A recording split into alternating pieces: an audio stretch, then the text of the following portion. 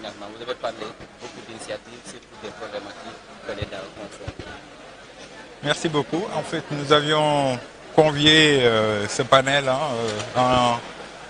On avait invité le ministre de la microfinance et de l'économie sociale et solidaire à venir rehausser de sa présence ce panel, ce forum qui est consacré au Daïra. Comment faire en sorte que les Daïra et les organisations communautaires de base soient des incubateurs pour développer des activités économiques, pour être des entreprises sociales, mais des entreprises économiques. Alors, c'est dans ce sens que nous avons convié le ministre qui est venu le présider. Et la vision que la cellule Zawiya Tijaniya a eue depuis 2022, c'était un peu de ramener et d'impulser cette dynamique économique au sein des daïras. Parce que nous avions constaté que la plupart des daïras avec qui nous interagissions ne se focalisaient que sur les aspects spirituels, sans pour autant développer des activités à caractère réel qui pourraient aider à créer de la valeur, une valeur qui peut profiter aux membres de ces daïras-là. Donc c'était un peu ça le constat. Et depuis lors, nous avons essayé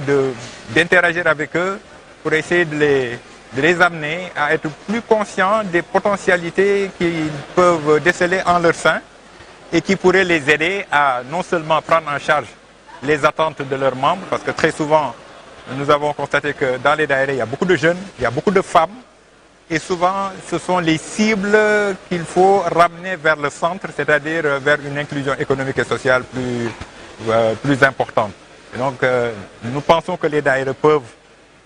être cette cible, cette organisation sociale de base qui pourrait justement, s'ils sont bien encadrés, aider à lutter plus efficacement contre la pauvreté et la précarité.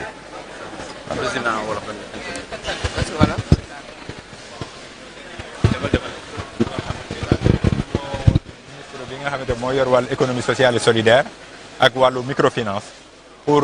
waxtaanee njariñ bi nga xamante ni mën na juddoo ci daayira yi ngir ñu jël en charge li nga xamante ni mooy jafe-jafe yi ñuy jànkonteel wala seen membres yi di ko jànkonteel ci wàllu koom parce que dañuy gis ni daayira yi lu ñu ci bëri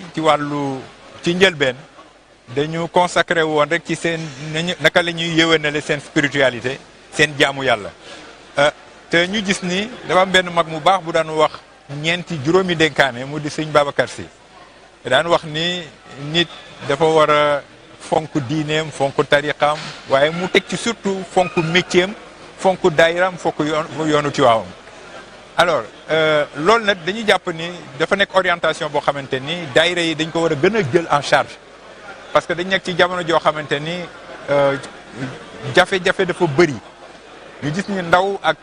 jigéen ñi ñu ngi daw wutali daayira yi mais buñ fa fekkul encadrement bu leen mën a permettre ñu faj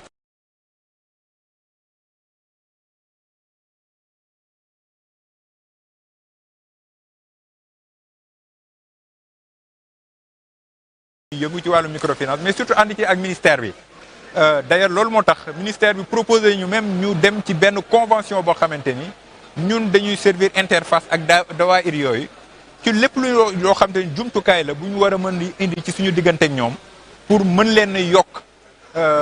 doole yokk leen xam-xam pour ñu mën a jël en charge li nga xamante ni mooy problème yi ñuy jànkonteel mais aussi mën a doon ay participateurs ci li nga xamante ni mooy développement économique gu réew mi. donc loolu nag moo taxoon ñu daje fi tey waxtaane ko ñu am ci yaakaar bu baax.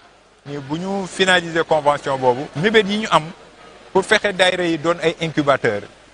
ñu def ko parce que organiser nañ fi yu bëri yoo xamante ni ci sens boobu lay dem lu mel ne ay foire des daayira yoo xamante ni dañuy wane li ñuy produire lu mu doon woo ci ay institution yoo xamante ni dañuy yëngu ci wàllu finance pour seet naka la ñu mën a fexe ba lëkkale daayira yooyu ak institution de microfinance yooyu pour mën a jël en charge li nga xamante ni mooy besoin yi ñu am ci wàllu financer activité yi ñu bëgg a développer. jërëjëf ngeen jëf ok.